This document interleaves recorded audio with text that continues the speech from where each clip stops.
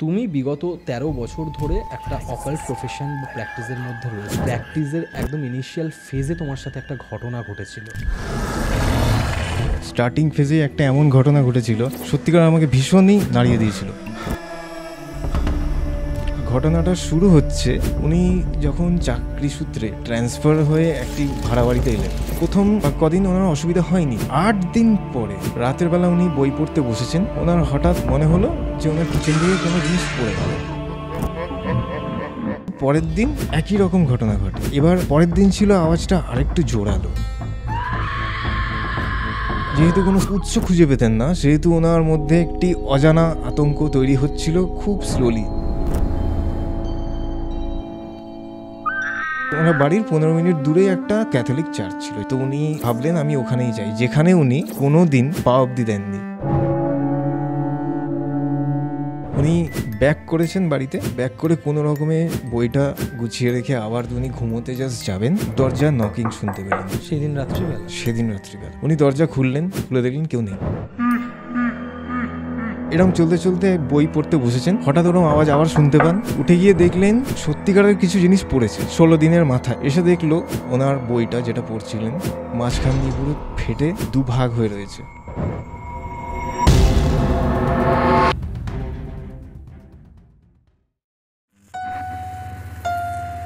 গল্পওয়ালা, the real paranormal experience.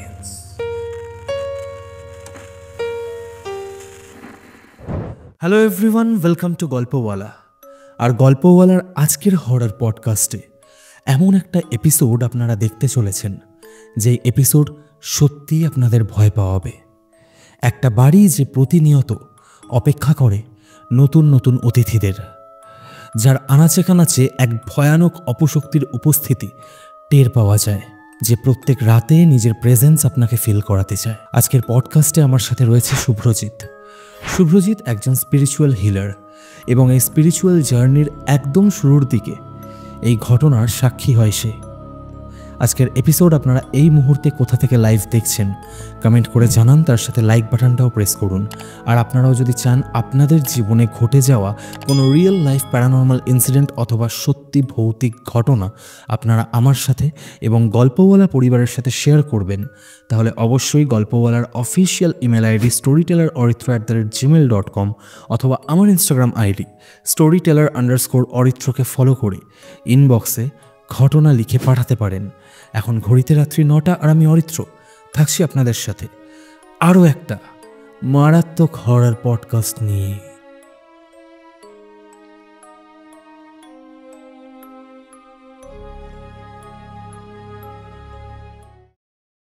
Hello Subhrajit. Hello, welcome to Golpowala. ধন্যবাদ। কেমন আছো বলো? আমি ভালো আছি, তুমি কেমন আছো বলো? আমিও ভীষণ ভালো আছি। ইনফ্যাক্ট আজকে তোমাকে এখানে দেখে আমার ভীষণ ভালো লাগছে। একটা অদ্ভুত পজিটিভ ভাইব্রেশন আমি ফিল করতে পারছি, আমি জানি না কেন। তো আজকে যেই কারণে আমরা এখানে বসেছি, যে কনভারসেশন আজকে হবে বা যেটা নিয়ে আজকে আমরা কথা বলবো, তুমি বিগত ১৩ বছর ধরে একটা অকাল্ট প্রফেশন বা প্র্যাকটিসের মধ্যে রয়েছো, এবং এই প্র্যাকটিসের একদম ইনিশিয়াল ফেজে তোমার সাথে একটা ঘটনা ঘটেছিল। হ্যাঁ, অ্যাকচুয়ালি একদম আমার শুরুতেই, এই ক্যারিয়ারের শুরুতেই একদম স্টার্টিং ফেজেই একটা এমন ঘটনা ঘটেছিল, যেটা সত্যিকার আমাকে ভীষণই নাড়িয়ে দিয়েছিল। একদম শুরু থেকে বলো যে কি ঘটেছিল, ঘটনাটা শুরু কি করে হলো? হ্যাঁ, প্রথম কথা বলি যে আমি স্কুল লাইফ থেকে আমার কিছু ন্যাচারাল সাইকিক বা প্যারানর্মাল বলতে পারো এবিলিটিস রয়েছে। অদৃশ্যকে আমি সেন্স করতে পারতাম, বুঝতে পারতাম যে এখানে অদৃশ্য কিছু রয়েছে, যেটা ফিজিক্যাল আইস দিয়ে ঠিক আছে দেখা যায় না বা বোঝা যায় না। তো এবং এই এবিলিটিস থাকার কারণে আমার মনের মধ্যে অনেক প্রশ্ন জাগতে শুরু করে। ইনফ্যাক্ট তুমি আমাকে বলছিলে, যখন তোমার সাথে আমার প্রথম কথা হচ্ছিল, তুমি বলেছিলে যে বিভিন্ন জায়গায় গেলে তোমার বিভিন্ন রকম অনুভূতি ফিল হতো। একদম ঠিক। ব্যাপারটা হচ্ছে, ধরো আমি কোনো মন্দিরে গেলাম, সেখানকার এনার্জি একরকম আমার ফিল হতো, এবং মন্দির থেকে ধরো কোনো একটা খালি ফাঁকা বাড়ি, অনেক পুরনো বাড়ি, ঠিক আছে, কোনো মানুষজন যাতায়াত করে না, সেরকম একটা যদি জায়গায় যেতাম, সেখানে অন্যরকম অনুভূতি হতো। সেখানকার এনার্জিটা যদি কোনো বাজে এনার্জি থাকতো, তখন আমার অনেক ইমোশনালি অনেক ডাউন ফিল করতাম। আচ্ছা, সেটা ইমোশনসে খুব বেশি হিট করতো। ওকে। আর পজিটিভ জায়গায় গেলে কি হতো, ইমোশনটা খুব হ্যাপিনেস বা পজিটিভ ইমোশন এইগুলো খুব আসতো। এইভাবে আমি বুঝতে পারতাম যে জায়গাটা মানে সুইটেবল, পজিটিভ এনার্জি রয়েছে, বা কোনো জায়গায় গেলে কি নেগেটিভ এনার্জি রয়েছে সেই জায়গায়। তো এরকম সেন্স হতে হতে আমার অনেক কোয়েশ্চেন্স জাগতে থাকে ভিতরে, প্রশ্ন আসে কি এরকম জায়গায় এটা কেন, এরকম ডিফারেন্স কেন, এবং এই বিষয়টা কি, সেই বিষয়ে আমার তখন কোনো আইডিয়া ছিল না। তো ধীরে ধীরে যখন আমি কলেজে আসি, কলেজে পড়তে শুরু করি, তখন আমি রিসার্চটা একটু বাড়াই এই বিষয়ে জানবার। রিসার্চটা বাড়াবার কালীন তো ইন্টারনেটে আমি সার্চ করতে থাকি কি এই ধরনের এই ফিল্ডের অন্য কারোর এই ধরনের এক্সপিরিয়েন্স হয় কি না আমার মতো, সেটা নিয়ে রিসার্চ করি। তো আমি খুঁজে পাই একজন আমেরিকান সাইকিক মহিলাকে, আচ্ছা, যার একদম সিমিলার, একদম সমান এক্সপিরিয়েন্সেস, এবং যে ফিল করতে পারেন এবং অন্য লোকেরও রিড করতে পারেন, মানে বলতে পারেন যে ওনার সাথে কিছু প্যারানর্মাল বা কিছু অন্য জগতের কিছু রয়েছে কিনা। তো ওনার সাথে আমি কন্ট্যাক্ট করি এবং উনি অ্যাজ এ স্টুডেন্ট আমাকে তখন নেয়। ওকে, তো ওনার আন্ডারে আমি শিখতে শুরু করি এই বিষয়টা নিয়ে। তো এটাকে সাইকিজম বলে ইংলিশে, আর এটাকে আকাশিক রিডিংও বলা যেতে পারে। আকাশিক রিডিং টার্মটা পরে এসছে, সাইকিক জিনিসটা ওই সময় ছিল। তো স্কাইপের মাধ্যমে আমি ওনার থেকে অনেক কিছু শিখতে পারি ভার্চুয়ালি, এবং থিওরিটিক্যালিও উনি অনেক কিছু শেখান, প্লাস প্র্যাকটিক্যালিও আমাকে অনেক ট্রেনিং দিয়েছিলেন উনি। কীভাবে দেখতে হয়, কীভাবে কেসেসগুলোকে বুঝতে হয়, কোনটাকে কীভাবে ধরতে হয়, কীভাবে বুঝতে হয়, সব পুরো হাতে ঘড়ির মতো শিখিয়েছিলেন আমাকে। তো 4 বছর ধরে ওনার কাছে আমি ট্রেনিংটা করি। এবারে উনি আমার ব্যাপারে রিড করেছিলেন আগে, আমাকে নেওয়ার আগে। তো উনি বুঝেছিলেন যে আমার মধ্যে ন্যাচারাল বা ইনবর্ন কিছু এবিলিটিস রয়েছে। তো সেই কারণে ওনার আমার প্রতি একটু টান ক্রিয়েট হয়, বা স্নেহ বলতে পারে ক্রিয়েট হয়, ঠিক আছে। তো অনেকটাই ক্লোজ ছিলাম আমি ওনার। সেই কারণে 4 বছর পরে উনি আমাকে অ্যাজ অ্যান অ্যাসিস্ট্যান্ট বলতে পারো বা কলিগ বলতে পারো আমাকে অ্যাকসেপ্ট করেন। স্পিরিচুয়ালিটি একটা অদ্ভুত জিনিস, তাই না? মানে এত দূরের মানুষকেও কতটা ক্লোজ বানিয়ে। হ্যাঁ, এটা ডিভাইন কানেকশন বলা যেতে পারে, বা আগে থেকে ঠিক করে থাকা একটা জিনিস বলা যেতে পারে। প্রিডেস্টাইন তো অবশ্যই, অবশ্যই, নাহলে আমার সাথে ওনার এত দূরে দুটো ল্যান্ড আলাদা আলাদা কানেকশনটা হবে কেন এবং কিভাবে, তাই না? তো যাই হোক, তো উনি যখন আমাকে নিলেন অ্যাজ অ্যান অ্যাসিস্ট্যান্ট, তখন আমাকে বলেন যে আমি যে কেসেসগুলো করব, তো সেগুলো তুমিও আমাকে হেল্প করবে। ওকে, ঠিক আছে। দেখা থেকে শুরু করে, চেকিং থেকে শুরু করে, সলিউশন অবধি পুরো। তো আমারও একটা আইডিয়া হবে, প্লাস আমারও নলেজটাও বাড়বে এই ফিল্ডে ওনার সাথে থাকলে অবভিয়াসলি। তো এবারে নেক্সট হচ্ছে যে উনি একদিন আমাকে বলেন যে একটি ক্লায়েন্ট আমাকে কন্ট্যাক্ট করেছেন সোশ্যাল মিডিয়ার মাধ্যমে, ওনার ওয়েবসাইট আছে, তো সেই সূত্রে, সেই মাধ্যমে আর কি। তো তুমি থাকো ভার্চুয়ালি। এবার ওনার সাথে কথা হচ্ছে, এবং উনি ওনার ঘটনাটা বলছে, ওনার সাথে প্রবলেমটা কি, এবার আমি শুনছি। মানে তোমরা তিনজন, মানে ওনার ক্লায়েন্ট? হ্যাঁ, আমরা তিনজন ছিলাম। তো শুনতে শুনতে আমার এনার্জি ফিল হতে স্টার্ট হয়। তো আমি ফিল করি ওনার সাথে বা ওনার ওপরে খুব ডিমনিক বা খুব ডেভিলিশ কিছু এন্টিটি রয়েছে। কেন? ওনার এনার্জি, আমরা তো অরা চেক করি, সাইকিক ভিউসের মাধ্যমে অরা চেক করি। তো যার অরাটা খুব স্ট্রং এবং হেভি, ওয়েট খুব হেভি লাগে, এটা ফিল হয়, আমাদের বুঝতে হয় তার সাথে কোনো হেভি নেগেটিভ এন্টিটি বা এনার্জি রয়েছে। আচ্ছা, তো এবারে ওনার পুরো ঘটনাটা আমি শুনলাম। ঘটনাটা শুরু হচ্ছে উনি যখন চাকরি সূত্রে ট্রান্সফার হয়ে একটি ভাড়া বাড়িতে এলেন, জায়গাটার নাম কালিকাট, আমেরিকায়। তারপরে উনি একজন বায়োলজিস্ট, ঠিক আছে, সায়েন্সের ব্যাকগ্রাউন্ডের একজন। তো এই বিষয়ে ওনার অতটা আইডিয়া নেই, প্লাস উনি অতটা বিশ্বাস করেন না। থাকতে শুরু করলেন, উনি একা মানুষ, একা রান্না করে খেতেন, একাই ওনার অফিস যেতেন, একাই বাড়ি ফিরতেন, রাত হয়ে যেত বাড়ি ফিরতে। Self dependent. হ্যাঁ, একদম পুরো। এবং রাতের ফেরার পরে ওনার একটা অভ্যাস ছিল কি, উনি বই পড়তেন ঘুমাবার আগে, বই পড়ে উনি ঘুমাতেন। তো ওনার কোনো প্রথম কদিন ওনার অসুবিধা হয়নি, খুব একটা কিছু বুঝতেও পারেননি। 8 দিন পরে, ওকে, রাতের বেলা উনি বই পড়তে বসেছেন, ওনার হঠাৎ মনে হলো যে ওনার কিচেন থেকে কোনো জিনিস পড়ে গেল। এবার এটা কোইন্সিডেন্স হতে পারে বা কোনো কিছুর হয় না, কোনো জিনিস রাখার হতেই সময় অন্যভাবে রাখা তো পড়ে গেল, হ্যাঁ। সেটা হতে পারে, অনেক কিছু হতে পারে। তো উনি গিয়ে দেখলেন যে সেরকম কিছু পড়েইনি, কিন্তু আওয়াজটা উনি পেয়েছেন। কিন্তু আওয়াজটা হয়েছিল। ওকে। তো প্রথম দিন যেহেতু একদিন হয়েছে, উনি ভেবেছিলেন মনের ভুল, হতেই পারে। কিন্তু পরের দিন একই রকম ঘটনা ঘটে। এবার পরের দিন ছিল আওয়াজটা আরেকটু জোরালো। ওকে। বাসনের আওয়াজ উনি পেলেন, যে একটা বাসন পড়ে গেল জোরে। সেম জিনিস উনি গিয়ে দেখলেন কোনো কিছু পড়েনি, আচ্ছা, এবারেও উনি দেখতে পাইছেন কিছু কিন্তু পড়েনি। পড়েনি। ওকে। তার পরবর্তীকালে উনি কদিন, মানে 8 দিনের পর ওটা গড়িয়ে গেল 15 দিনে, ঠিক আছে। উনি একই জিনিস রোজ একইভাবে শুনতে থাকেন এবং এক্সপিরিয়েন্স করতে এটা থাকেন। কোন সময় হতো? ঠিক উনি বই নিয়ে বসতেন, ওনার ফিরতে যেহেতু 12টা 1টা বেজে যেত, উনি অনেক ডিস্টেন্সে চাকরি করতেন, সেহেতু ওনার শুতে শুতে 2টো 2:30টা এরকম বেজে যেত। আর উনি ঠিক এটা মানে শুনতে পেতেন ঠিক এই টাইম পিরিয়ডটার মধ্যে, 2টো 2:30টায়, ঠিক আছে, এই টাইম পিরিয়ডটার মধ্যে। আর রোজ একই টাইমে জিনিসটা ঘটতো। আচ্ছা। এবার উনি যেহেতু কোনো এটার উৎস খুঁজে পেতেন না, সেহেতু ওনার মধ্যে একটি অজানা আতঙ্ক তৈরি হচ্ছিল খুব স্লোলি, আস্তে আস্তে। এবারে হতে পারে কি ওনার কেউ বাইরে থেকে ওনার সাথে ঠাট্টা ইয়ার্কি করলো বা কিছু, সেরকম কিছু নয়। কারণ আমেরিকাতে কেউ কারো এরকম না যে কারো লাইফে ইন্টারফেয়ার করবে বা এরকম কিছু। সবাই নিজের নিজের মতো থাকে, সবাই নিজের নিজের কাজে নিজের ব্যস্ত। ফ্যামিলির মানুষজন খুব একটা অ্যাটাচড থাকে না। প্রবলেমটা হয়েছিল কি, উনি একদিন এরকম চলতে চলতে বই পড়তে বসেছেন, হঠাৎ ওরকম আওয়াজ আবার শুনতে পান। উঠে গিয়ে দেখলেন যে সত্যিকারের কিছু জিনিস পড়েছে ওই দিন। আচ্ছা। সেটা 16 দিনের মাথায়, ঠিক আছে। তো তখন উনি আরেকটু নড়ে চড়ে, মানে একটু নড়ে গেছিলেন আর কি ব্যাপারটা দেখে। তো উনি ওটা তুলে রেখে কিছু তখন মাইন্ড করেননি, এসে আবার পড়তে বসেছে, মানে বসবে বলে আসছে। তখন এসে দেখলো ওনার বইটা যেটা পড়ছিলেন মাঝখান দিয়ে পুরো ফেটে 2 ভাগ হয়ে রয়েছে। সিরিয়াসলি?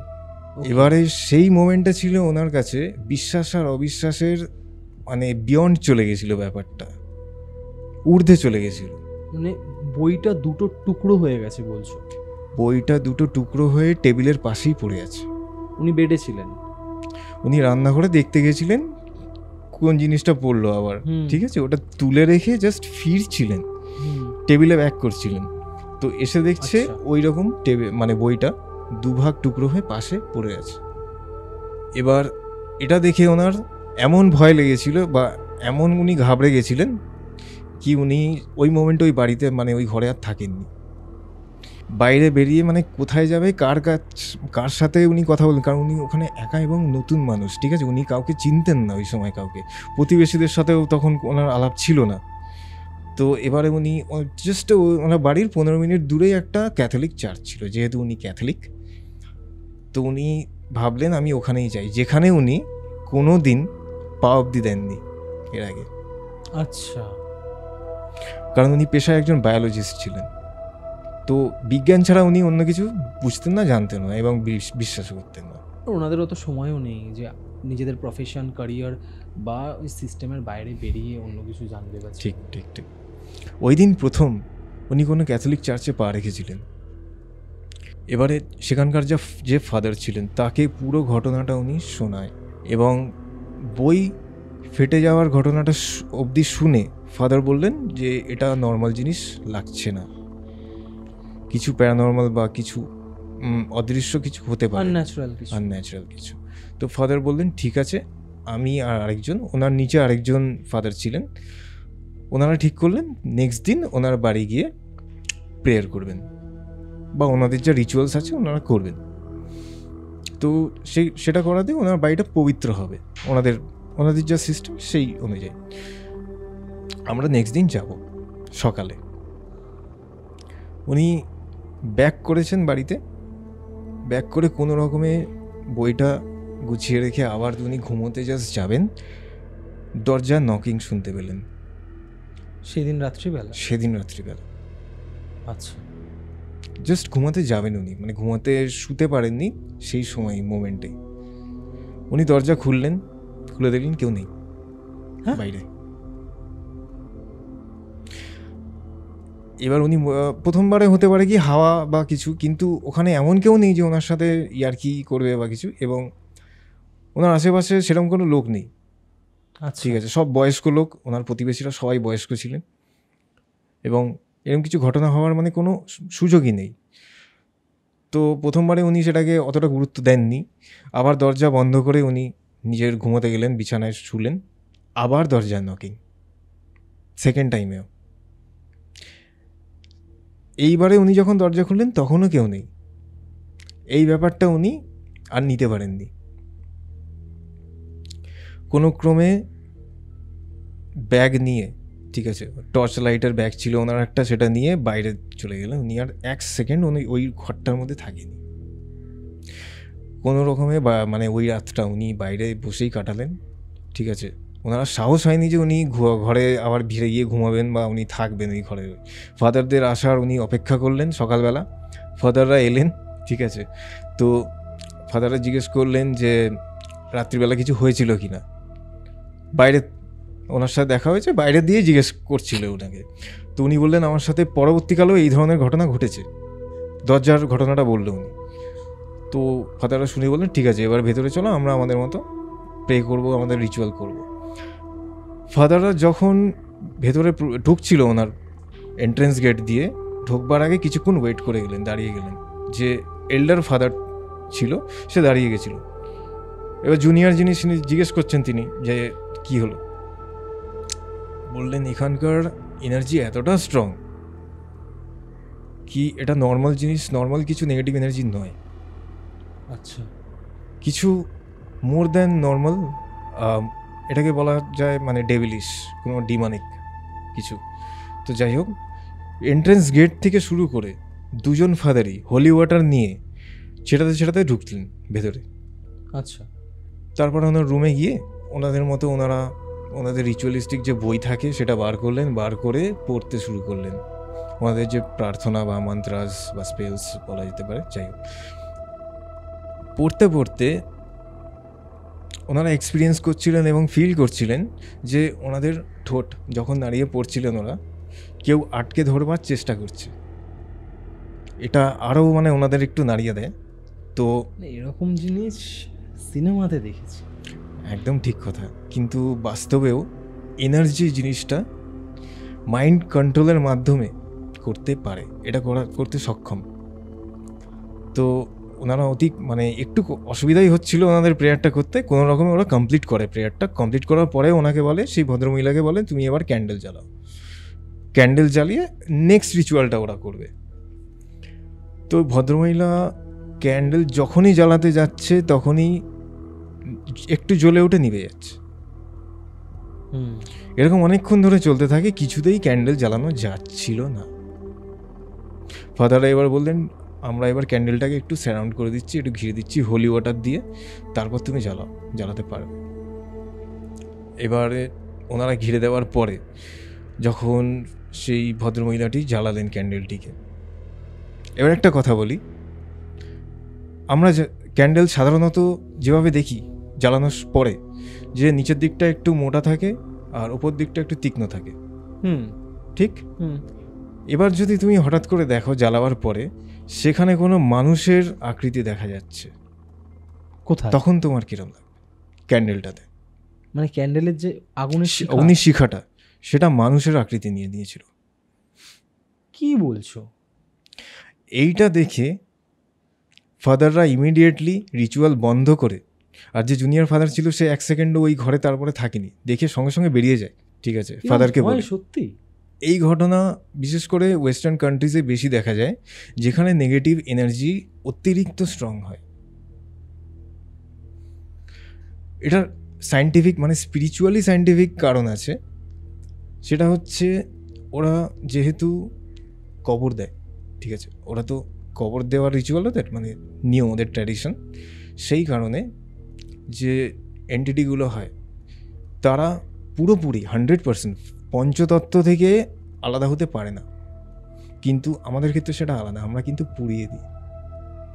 আর ওদের ওটা হতে অনেকটা সময় লেগেছে। অনেক সময় লাগে, হ্যাঁ সময় তো লাগে, প্লাস যেহেতু এন্টিটিটা ওইখানে অনেক বছর ধরে ছিল সেই কারণে অনেক বেশি শক্তিশালী হয়ে গেছিল। হুম। এবার থাকতে থাকতে কি হয়, সেখানকার সেই এরিয়া বা সেই রুমের পঞ্চতত্ত্বগুলো তার আয়ত্তের মধ্যে আসতে থাকে, হুম। সেই স্পিরিট বা সেই প্রেতাত্মা, সেই এন্টিটিগুলোর আয়ত্তে। তো সেই কারণেই সে এই জিনিসগুলোকে কন্ট্রোল করতে পারে, সক্ষম ছিল। এবারে ফাদার ভদ্রমহিলাকে বলেন যে এটি আমাদের দ্বারা হবে না, আমাদের আরও হায়ার অথরিটির সাথে কথা বলতে হবে। তো মহিলা একটু ডিসস্যাটিসফাইড হলেন, যেহেতু উনি অনেক আশা করেছিলেন যে ওনারা করে দেবেন, সলিউশনটা করে দেবেন।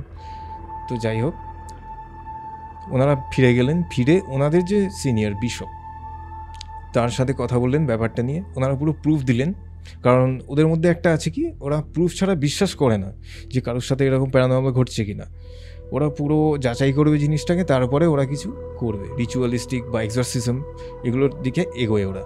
কারণ এগুলো করার জন্য অনেক হাই এনার্জির দরকার পড়ে এই সমস্ত জিনিসের সাথে ডিল করার জন্য। প্লাস নিজেকে অনেক প্রিপারেশন করে ওরা এগুলো করার আগে।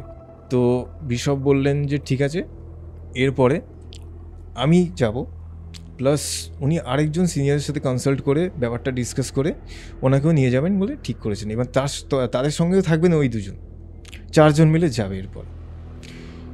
এবার ভদ্রমহিলাকে ওনারা টাইম দিলেন 1 সপ্তাহ পর। ওকে, ঠিক আছে, কারণ ওনাদের প্রিপারেশন নিতে ওইটুকুনি টাইম পিরিয়ড লাগবে, তার মধ্যে হবে না। তো ঠিক আছে, ওই মহিলা তারপরে ফিরে আসেন। কিন্তু এই যে টাইম পিরিয়ডটা, এটা তো ওনাকে কাটাতে হবে কোনো না কোনোভাবে। এবার উনি রাত্রিবেলা এক্সপিরিয়েন্স করেন যে প্রবলেমগুলো আরেকটু বাড়ছে তখন। সেটা কীরকম, উনি রাত্রিবেলা, ওই রাত্রি কথা বলছি যেদিন উনি বিশপদের সাথে দেখা করে ফিরে এসে রাত্রিবেলা শুতে যান। ওনার দেশ তো ঠান্ডা দেশ। এবারে চাদরটা উনি যখন গায়ে দিয়ে শুলেন, কিছুক্ষণ পরে উনি ফিল করছেন চাদরটাকেও হাত দিয়ে একটু জাস্ট নামালো এইভাবে। তখন ওনার ঘুমটা পুরো আসেনি, উনি পরিষ্কার বুঝতে পারছিলেন তন্দ্রাচ্ছন্ন অবস্থায়। হ্যাঁ। তো প্রথম দিকে উনি ভাবলেন বোধহয় আমার বোধহয় ঘুম পেয়ে গেছিল, তো আমি সরিয়েছি, হতেই পারে। প্রথম দিকে উনি অত গুরুত্ব দেননি। আবার তুলে আবার উনি ঘুমানোর চেষ্টা করেন। সেকেন্ড টাইম ফিল করলেন আরেকটু নেমে গেল। আচ্ছা, তখন উনি এটাকে পরীক্ষা করার জন্যে চাদরটা খুলে রেখে পাশে রেখে উনি শুলেন। ঠিক আছে, গায়ে দেননি, পাশে রাখা ছিল বেডের ওনার। শুয়ে কিছুক্ষণ পরে চোখ খুলে দেখলেন যে কিছু হচ্ছে কিনা। ঠিক আছে, দেখলেন চাদরটা পাশেই নেই। হ্যাঁ। এবার উনি আতকে উঠে চাদরটা খুঁজছেন, দেখছেন পাশে মানে বেডের নিচে পড়ে আছে। এবার ওনাদের এমন যে মানে জানলা খোলা থাকলে যে হাওয়া লেগে যে পড়ে যাবে সেরকম কোনো ব্যবস্থা নেই। আর যত জোরে হাওয়া দিক ব্ল্যাঙ্কেট বিছানা থেকে উড়ে গিয়ে পড়বে না, সেটাও সম্ভব নয়। তো উনি ওই রাতেও কাটাতে পারেনি ওই ঘরে। মানে ওনার মধ্যে মানে টর্চারিং হচ্ছিল ওনার সাথে সেই সময়টা। তো উনিও সেই রাত্রে বাইরে এসে বসে কোনো রকমে কাটান যে এইরকম ঘটনা ঘটেছে। এবার ফাদার বলছে তুমি একটু ধৈর্য ধরো, আমরা ঠিক সময় যাব, তোমার সাথে একটা হোলি ওয়াটার আমি দিয়ে দিচ্ছি, যখনই এরকম কিছু হবে তুমি ছিটিয়ে নেবে। ঠিক আছে, টেম্পোরারি এটা একটা সলিউশন দিল। উনি ওটা নিয়ে কোনো রকমে সেকেন্ড রাতটা কাটাতে পারলেন, কিন্তু আওয়াজে ওনার ঘুম আসেনি। ওটা ছেটানোর কারণে উনি বেডের চারপাশে ছিটিয়ে ঘুমাচ্ছিলেন। এত আওয়াজ হচ্ছিল মানে জিনিস পড়ে যাওয়ার রান্নাঘর থেকে, ওনার ঘুমিয়ে আসেনি। এবং ওনার পরিষ্কার মনে হচ্ছিল আশেপাশে বেডের চারপাশে কেউ ঘুরে বেড়াচ্ছে, হেঁটে চলে যাচ্ছে। ওকে। এবং অনবরত ওনার ফিল হচ্ছে হাঁটার সময় ওনাকে কিছু বলছে, সে বলার চেষ্টা করছে, ফিস ফিস করে একটা হুইসপারিং সাউন্ড হয় না কানের সামনে, আমরা বুঝতে পারি। তো ঠিক এক্স্যাক্টলি ওই রকম সাউন্ড উনি শুনতেও পাচ্ছিলেন, যে পরিষ্কার বুঝতে পারেননি কী বলার চেষ্টা করছিল, কিন্তু কেউ কিছু বলার চেষ্টা করছে সেটা পরিষ্কার বুঝতে পেরেছিলেন। তো এবারে উনি পরের দিন সকালে ইন্টারনেট সার্চ করতে শুরু করেন যে অন্য কেউ যদি এই পদ্ধতি মানে এই প্রবলেমের কেউ যদি সলিউশন করতে পারেন। তো খুঁজতে খুঁজতে উনি আমার যে টিচার ছিলেন সেই সময় তার ওয়েবসাইটটাকে খুঁজে পান। তোমার টিচারের নাম কি? ওনার ফার্স্ট নেমটা বলছি চেরেল। ঠিক আছে, চেরেল। তো অনেক বয়স ছিল ওনার, তো সেই কারণে উনি খুব একটা কেস হ্যান্ডেল করতেন না। তো আমাকে বলতেন তুমি দেখে নাও, মানে চেক করো, আমি তারপর বলে দিচ্ছি, তুমি এবার করো, ঠিক আছে। তো ওনার সাথে উনি কন্ট্যাক্ট করেন। এবার পরবর্তী ব্যাপারটা হচ্ছে আমিও থাকি এবং আমি ঘটনাটা পুরো শুনি ওই অবধি। তারপরে কথা হলো যে আমরা এটাকে সলভ করতে পারবো, তার আগে দরকার চেকিং। তো আমার টিচার আমাকে বললেন যে এবারে তুমি চেকিং করো, কী দেখতে পাচ্ছ আমাকে বলো। এবার উনিও ওনার মতো করে চেকিংটা করবে। তো আমরা চেকিং করা শুরু করি সাইকিক ওয়ের মাধ্যমে। চেকিং করে দেখা গেল যে একটি বাচ্চা ছেলে 14-15 বছর বয়স হবে, ওনার ঘরের কিচেনের একটি ওয়ালের কর্নারে দাঁড়িয়ে আছে। এটা ছিল এন্টিটিটিকে দেখতে। আমাকে একটা কথা বলো, তুমি ইন্ডিয়াতে বসে আছো, সাইকিক এবিলিটিকে কিভাবে কাজে লাগিয়েছিলে যেই কারণে তুমি এটা দেখতে পেলে? এটা মেডিটেশন বলতে পারো। আচ্ছা, ধ্যানের মাধ্যমে আমাদের যে তৃতীয় নয়নটা আছে দু ভুরুর মাঝখানে, সেটাকে অ্যাক্টিভেশন করে তারপরে সাইকিক এবিলিটিস ডেভেলপ করা যায়। তো এটা কারুর কারো ইনবর্ন থাকে, জন্মগত থাকে, কেউ কেউ প্র্যাকটিসের মাধ্যমে নিয়ে আসে। তারপরে যেটা দেখলাম সেটা দেখে আমি, যেহেতু ওটা আমার প্রথমবার কোনো কেসেস এইভাবে ডিল করছিলাম বা এই ধরনের এন্টিটির সাথে আমার ফেস টু ফেস হয়েছিল, সেহেতু আমি ঘাবড়ে গেছিলাম ব্যাপারটা দেখে। যখন আমি ফেসটা দেখলাম, ওই ধরনের ফেস আমি আগে কখনো দেখিনি। মুখটা এক সাইডে স্কাল দেখা যাচ্ছে, আর একটা চোখ এইখানে ঝুলছে। কি বলছো? ঠিক আছে, চোখটা এখানে ঝুলছে, বড় বড় চুল ছেলেটার, বাচ্চা ছেলে? আমার গায়ে কাটা দিচ্ছে। বাচ্চা ছেলে? তো হ্যাঁ, 14-15 বছর বয়স হবে। অনবরত হাসছে কর্নারে দাঁড়িয়ে, এবং আমার ফিল হচ্ছিল দেখার সময় যে আমাদের দিকে তাকিয়ে হাসছে। আরেকটু যখন গভীরে আমি দেখা শুরু করি, তখন আমার ফিল হয় যে সে জানে আমরা তাকে দেখছি বা চেকিং করছি। ওটা বুঝতে পেরে আমি আরও ঘাবড়ে যাই। তখন আমি আমার টিচার চেরেলকে বলি যে এরকম ব্যাপার, সে কিন্তু আমাদের দেখছে, ফলো করছে। ও আমাকে তারপর উনি বললেন যে ঘাবড়িও না, তুমি তোমার চেকিং করো, কোথা থেকে এসছে তুমি সোর্সটা চেক করো, একদম উৎসটাকে খোঁজো, কেন এসছে, কেন ওই বাড়িতে রয়েছে এবং কেন ওনাকে ডিস্টার্ব করছে। আরও ডিপে যাই, আরও গভীরে যাই, সোর্সটাকে খুঁজে বেড়াই। তখন দেখি ওই বাড়িটায় ওনার আগে কেউ থাকতেন, সেটা অনেক বছর আগে, 60 to 70 ইয়ার্স আগে। সেই সময় ওই ছেলেটি কোনো একটা রোগের কারণে মারা যায়। আচ্ছা, সেটা যক্ষা রোগ, যেটাকে বলে টিউবারকুলোসিস। লাংসেও প্রবলেম দেখতে পাই আমি, যে কারণে ওই ছেলেটা মারা যায়। এবারে মারা যাওয়ার আগে ছেলেটার ইচ্ছা আকাঙ্ক্ষা প্রচুর ছিল, কি আমি লাইফে অনেক কিছু চাই, লাইফে এটা করব সেটা করব, সেগুলো নিয়ে মারা যায়। সেই কারণে মৃত্যুর পরে অনেক জেদি হয়ে যায়। স্পিরিটরা যখন বা প্রেতাত্মারা যখন অনেক ইচ্ছা আকাঙ্ক্ষা নিয়ে মরার পরে ওদের জেদটা অনেক বেড়ে যায় যে সেই জিনিসগুলো আমার বা আমাদের কোনো ক্রমে চাই, কোনো প্রকারে হলেও চাই। আর সবচেয়ে বড় কথা হচ্ছে ওই বাড়িটার প্রতি মায়া। যেহেতু ও ওখানে জন্মেছিল, ছোটোবেলাটা ওই বাড়িতেই কাটিয়েছে, ওই বাড়িতে ওর ফ্যামিলি ছিল, বাবা মা ছিল, পুরো ইমোশন থেকে শুরু করে সব কিছু জড়িয়ে ওই বাড়িটার মধ্যে ছিল ওই ছেলেটার। সেই কারণে অতিরিক্ত অ্যাটাচমেন্ট তৈরি হয়ে যায় ওই বাড়িটার প্রতি। এবার সেই কারণে সে কোনো কারণেই বাড়িটা ছাড়তে রাজি ছিল না। আর একটা জিনিস আমি ঘটনাটা শুনতে শুনতে যেটা নিজে ফিল করলাম, যে বা যিনি ওখানে ছিলেন, সে কিন্তু কোনোভাবেই সেই মহিলাকে হার্ম করেননি বা ক্ষতি করেননি, সে নিজের এক্সিস্টেন্সকে ফিল করিয়েছেন বারবার। অ্যাকচুয়ালি সেই ছেলেটার ইন্টেনশন ছিল, উদ্দেশ্য ছিল কি, আমি একা থাকবো, অন্য কেউ থাকবে না, এটা আমার বাড়ি, এই ধরনের একটা উদ্দেশ্য ছিল। সেই কারণে প্রথম দিকে জানান দিচ্ছিল যে আমি আছি, তোমার এখানে কোনো জায়গা নেই, তুমি সরে যাও বা চলে যাও। ওই জন্য প্রথম দিকে ডিস্টারবেন্স করা শুরু করেছিল জাস্ট। তারপরে এই পুরো ব্যাপারটা মহিলাটিকে আমরা জানাই যে এরকম আমরা দেখতে পেয়েছি, এবার আপনি একটু খোঁজ নিয়ে দেখুন এরকম কিছু ছিল কি না, আগে কোনো ফ্যামিলি এত বছর আগে ছিল কি না, একটু খোঁজ নিন। বিশেষ করে যার থেকে উনি বাড়িটা নিয়েছিলেন সেই ওনার, তাকে জিজ্ঞেস করুন। তিনি খোঁজ করে পরের দিন আমাদের জানায় যে এরকম একটা ফ্যামিলি ছিল এখানে অরিজিনালি, মানে সত্যিকার ছিল, এবং ওনাদের ছেলে এইভাবেই মারা যান। এবং তার পরবর্তীকালেই ওনারা বাড়িটাকে মানে দিয়ে অন্য কাউকে দিয়ে চলে যায় ওখান থেকে, ওখানে আর থাকেনি, ওখানে আর থাকেনি। তারপর থেকে যারা যারা ওই বাড়িটাতে এসেছে তাদের এই ধরনের কিছু না কিছু এক্সপিরিয়েন্স হয়েছে এবং তারা থাকতে পারেনি আর এই বাড়িটায়। তারপরে নেক্সট দিন আমাদের সাথে ওনার সেশন আরেকটা। এবারে আমার যে মাস্টার ছিলেন ওনাকে কিছু বলেছিলেন করতে, যাতে উনি অ্যাটলিস্ট টেম্পোরারিলি নিজেকে রক্ষা করতে পারে, সেলফ প্রোটেকশন 6-7টা জিনিস শিখিয়ে দিয়েছিলেন। তো নেক্সট দিন আমাদের সাথে সেশনটা হয় রাত ইন্ডিয়ান টাইমে সকাল 10টা, ওদের টাইমে রাত 10টা, মানে 12 ঘন্টার ডিফারেন্স থাকে।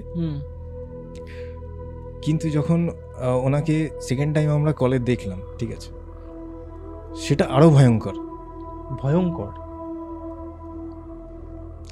লিটারালি আমি আর আমার টিচার দুজনেই হয়ে গেছিলাম দেখে।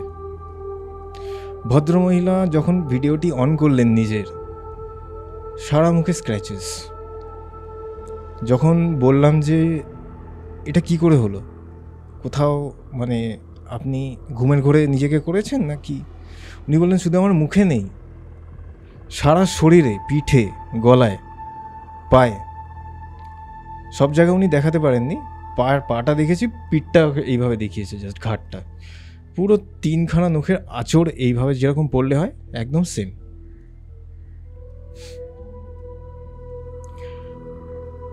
তারপরে এটা হলো কিভাবে?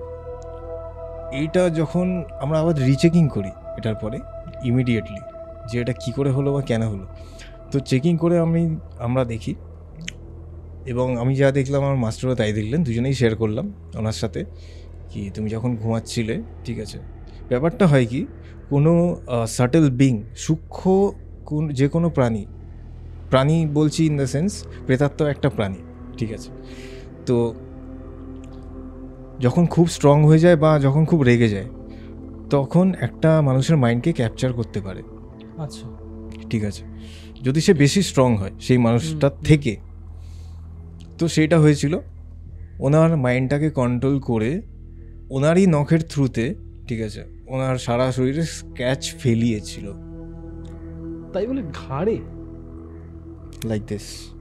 ওকে। এবার পিঠেরগুলো এমনি এমনি, ওনার হাত যেখানে যেখানে পৌঁছায় ঠিক সেখানে। এটা না যে ওনার হাত পৌঁছাচ্ছে না কিন্তু সেই জায়গায় স্ক্র্যাচ রয়েছে, ওরকম নয়। ওকে। এবার হলো কি করে, ওটার কারণ হচ্ছে এটা, বলতে পারো কাইন্ড অফ পজেশন, আর সেটা পার্শিয়াল কেন, উনি নিজের সেন্সে ছিলেন তখন। উনি এই না যে যেমন আমরা সিনেমা মুভিতে দেখি পজিশনে অন্য লোকের মতো কথাবার্তা বলছে, সেরকম নয়।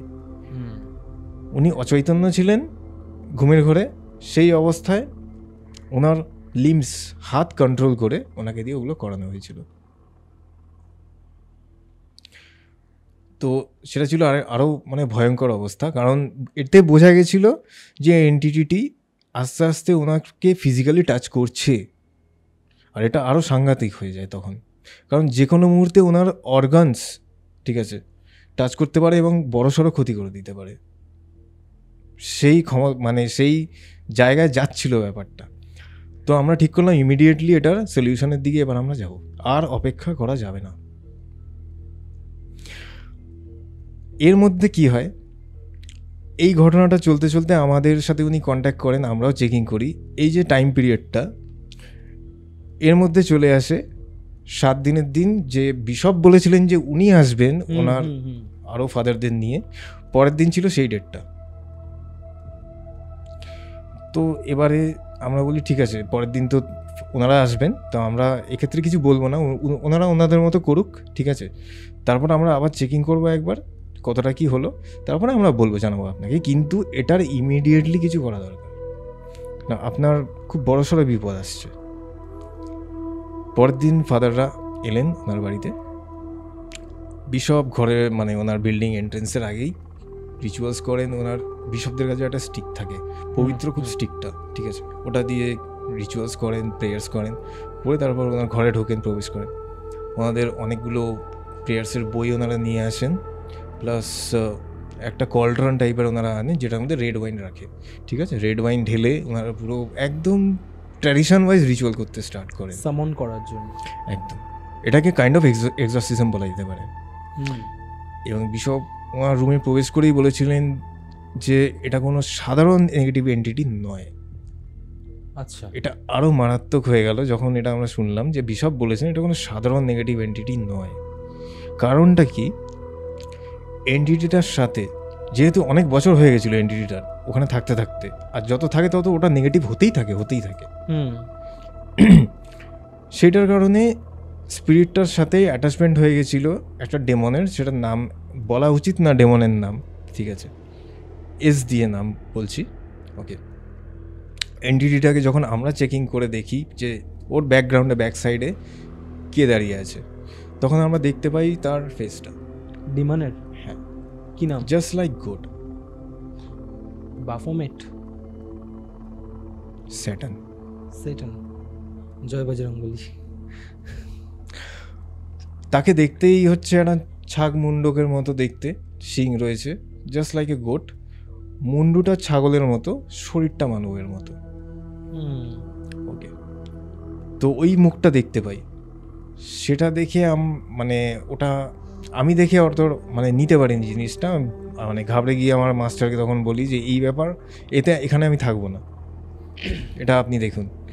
উনি আমাকে বললেন যে না, তোমাকে এখানে থাকতেই হবে, কারণ তোমার মধ্যে সেই এবিলিটিটা আছে, তুমি ডিল করতে পারবে, আমি তোমাকে জানি। এবার ওনার একটু বয়স হয়ে গেছিলো সেই সময়, ঠিক আছে, তো উনি অত ধকলও নিতে পারতেন না সেই সময়, তো আমার কাছে অনেক কিছু উনি ঠেলে দিতেন যে তুমি দেখো তারপরে। তো বললাম ঠিক আছে আমি দেখছি, মানে আমি আমার মতো চেষ্টা করব, এবার না পারলে তখন আপনি হাতে নেবেন জিনিসটা। এবারে বিশপের ব্যাপারটায় আসি। বিশপ ওনাদের মতো রিচুয়াল করলেন, ঠিক আছে। এবারে সেই ভদ্রমহিলা কি করেছিল, এর মধ্যে রিচুয়াল হয়ে যাওয়ার পরে আমাদের কথা বিশপকে জানায় যে আমি এইরকম দুজনের সাথে কন্ট্যাক্ট করেছিলাম, তো ওনারা এইরকম বলেছে, ওনারাও রিচুয়াল করবে ওনাদের মতো। এবার বিশপ জিজ্ঞেস করলাম ওনারা কী করেন, মানে সাইকিক, অ্যাস্ট্রোলজার মানে কি ওনারা? তো মহিলা বললেন সাইকিক, এক ভাষায়। তো ওনাদের মধ্যে আমি জানি না এটা কেন একটা অবিশ্বাস আছে, এটা ফাদাররা মানে যা বলতে পারবো না ওরা ইচ্ছে করে বলে কি না, বা ওনাদের কোনো এক্সপিরিয়েন্স আছে কিনা এটা নিয়ে। সাইকিকদের ওরা পছন্দ করে না, এবং সাইকিকদের বলে এরা স্যাটানিক, ওকে। এবার ওনাকেও বললো তুমি সাইকিকদের সাথে কন্ট্যাক্ট করো না, কন্ট্যাক্ট রেখো না, ওরা স্যাটানিক হয়। আমাদের শুনে একটু খারাপ লাগলো, ঠিক আছে, আমরা তো কোনোদিন স্যাটানিক ওয়ার্শিপিং বা পুজো টুজো এরকম করিনি স্যাটানকে, তো আমরা পুরোপুরি স্পিরিচুয়াল জগতের ছিলাম, স্পিরিচুয়ালি সব কিছু করতাম। তো উনি একটু স্কেপটিক আগে থেকেই ছিলেন, সব কিছুতে একটু সন্দেহ করা ওনার অভ্যাস ছিল। তো উনি এসে আমাদের বলেন এই ব্যাপারটা, এবং জিজ্ঞেস করেন আপনারা কি স্যাটানিক কিছু করেন, এইভাবে জিজ্ঞাসা করেছিল। এবার আমাদের সত্যি তখন মানে আমার ফিলিং হচ্ছিল যে করবো না, ছেড়ে দিই, এরকম ব্যাপার, এটা মানে লেগেছিল ব্যাপারটা। তো আমার মাস্টার বললেন যে তুমি ধৈর্য রাখো, ওনার সাথে আমি কথা বলছি। আমরা এরকম কিছু করি না, আমরা সব স্পিরিচুয়াল করি, ওনাকে বোঝানো হলো। তো উনি বললেন যে হঠাৎ ওনার মাইন্ড জানি না কীভাবে চেঞ্জ হলো, হয়তো সেই এন্টিটিটার প্রভাবে হতে পারে, হঠাৎ বললেন তোমরা যে এগুলো করতে পারো আমি কি করে বিশ্বাস করব, কি প্রমাণ আছে? তো উনি ওনার মতো বোঝালেন, আমার টিচার, কি আমরা এত কেস করেছি, ফিডব্যাক দেখালো, এক্সপিরিয়েন্সেস শেয়ার করলো, ঠিক আছে। তবু ওনার মধ্যে কিছু না কিছু একটা মানে সন্দেহ, একটা খটকা ছিল। তো আমার মধ্যে একটা ব্লেসিংস বলতে পারো, আশীর্বাদ বলতে পারো, একটা এবিলিটি ছিল যেটার সায়েন্স মানে আমাদের যে ফিজিক্যাল সায়েন্স কোনো মানে ওটা দিয়ে ব্যাখ্যা করা যাবে না জিনিসটা। সেটা হচ্ছে আমি আকাশ দিয়ে মেঘ সরাতে পারি। হ্যাঁ, সেটা যদি তুমি লাইভে দেখো তাহলে তুমিও এখন হয়তো বিশ্বাস হবে না, কিন্তু তখন তুমি দেখতে পাবে সচক্ষে। তো ওনাকে আমি বললাম আই ক্যান ডু দ্যাট, যদি তুমি দেখতে চাও তো আমি তোমাকে দেখাতে পারি অন লাইভ। এবার উনি ওনার গ্যাজেট নিয়ে ছাদে গেলেন, ভিডিও কলে তখন আমাদের কথা হচ্ছে। তো বললাম যে তুমি একটা পোর্শন, মেঘের একটা পোর্শন, ছোটো একটা পোর্শন, মানে পুরো মেঘটা তো সরালে সেটা নেচারের এগেনস্টে কাজ করা হয়ে যাবে, কারণ আমাদের প্রকৃতির সাথেও চলতে হবে। তো বললাম ছোটো একটা পোর্শন তুমি সিলেক্ট করো, যেটা সিলেক্ট করবে আমি ওটাকে রিমুভ করবো বাই উইদিন 2 মিনিটস, ঠিক আছে? তো উনি ভিডিও কলে ধরলেন আকাশের দিকে, বললেন ওই দূরে যেটা দেখতে পাচ্ছ ওটা তুমি করে দেখাও কেমন পারো। ঠিক আছে, আশেপাশে আপনি একটু দেখে নিন যে অন্য মেঘগুলো কীরকম উড়ে যাচ্ছে কিনা বা স্টিল আছে কিনা, মানে ওনাকে জাস্ট বিশ্বাস করাবার জন্যে। তো করলাম, 2 মিনিটও লাগেনি, ওটা 10 সেকেন্ডস মতো লেগেছিল, আস্তে আস্তে কমতে কমতে কমতে কমতে ভ্যানিশ হয়ে যায়। তো উনি বলেন যে এটা তো হাওয়া লেগেও হতে পারে। হ্যাঁ, মানে ন্যাচারালি আমিও এই কথাটা এই মুহূর্তে বিশ্বাস পারছি না। হ্যাঁ, তো এটা যদি লাইভে দেখো তখনই তুমি মানবে। তো এখন ঘটনাটা বলছি। বাট তুমি যদি আমাকে এটা লাইভ করেও দেখাও, কোথাও না কোথাও হয়তো এই অবিশ্বাসটাই আমার মধ্যে আসবে। তার কারণটা আমি তোমাকে বলছি। কারণ দেখো, ক্লাউড হচ্ছে এমন একটা জিনিস যে নিজে থেকেই মুভ করে, আর যে নিজের মধ্যে কন্টিনিউয়াস তার নিজের মধ্যে একটা পরিবর্তন ঘটে, রাইট? একদম ঠিক। আমি কিন্তু তোমার এবিলিটি বা তোমার প্র্যাকটিসের কোনোটাই অসম্মান করছি না, বাট এটা আমি নিজেকে এটা বিশ্বাস করাতে পারবো না যে একটা মানুষ, হ্যাঁ, অঘড়ি বা সেই লেভেলের লামা বা যারা হয় তাদের ক্ষেত্রে হয়তো জিনিসটা আমরা অনেক কিছুই আছে যেগুলো দেখলেও হয়তো বিশ্বাস করতে পারি না, সেটাকে অলৌকিক মনে হয়, যেহেতু লৌকিক জগৎ সেটা পারফর্ম করতে পারে না। বাট এখন যদি আমাকে, যেই ছেলেটা আমার সামনে বসে তার লাইফের একটা এক্সপিরিয়েন্স শেয়ার করছে, সে যদি আমাকে বলে যে আমি হাত দিয়ে ইশারায় মেঘ সরিয়ে দিতে পারি, আমাকে তুমি হয়তো লাইভ দেখালেও আমি বিশ্বাস করতে পারবো না, অ্যান্ড উইচ ইজ ফ্যাক্ট। ঠিক আছে, এবারে হচ্ছে তিনিও বিশ্বাস করেননি ওই মুহূর্তে। এটা তো অনেক কিছু রিজন থাকতে পারে, ঠিক আছে? ক্লাউডও হাওয়াতে সরে যেতে পারে, বা ক্লাউডটা হয়তো ওই পার্টিকুলার ক্লাউডটাই হয়তো সরে গেল কোনো না কোনো কারণে, এটাও হতে পারে। তো আমি বললাম ঠিক আছে, আপনি অন্য একটা ক্লাউড সিলেক্ট করুন। এবার আপনি দেখে নিন যে পাশে কোনো ক্লাউড উড়ে যাচ্ছে কিনা। অনেক সময় মেঘ কিন্তু দেখবে যে ওড়ে না, স্টিল থাকে তো এক জায়গায়, এরকম হয়। তো বললাম আরেকটা এই ধরনের ছোট একটা পোর্শন তুমি সিলেক্ট করো এবং ওই পোর্শনটাই রিমুভ করবো। তো উনি করলেন, উনি স্টিল ধরেছিলেন, সেম জিনিস করলাম, ঠিক ওইটুকু পোর্শনই সরল। ঠিক আছে, এবার এটাকে সায়েন্স দিয়ে কে ব্যাখ্যা করবে? উনিও মানে বুঝতে পারছিলেন না যে হাউ ইজ ইট পসিবল, কী করে হতে পারে। জিজ্ঞেস করলাম আপনি কি আরেকবার দেখতে চান? বললেন না আর দরকার নেই। ঠিক আছে, ওকে। দাদা আকাশ ফাঁকা হয়ে যাবে। হ্যাঁ, অবভিয়াসলি তাই তো করা উচিত নয়, মানে নেচারের এগেনস্টে বেশি চলে যাওয়া হবে। তো তারপরে উনি রাজি হলেন, ঠিক আছে। তো এইবার আপনারা আপনাদের মতো করুন, আপনারা কি করবেন জিজ্ঞাসা করলো।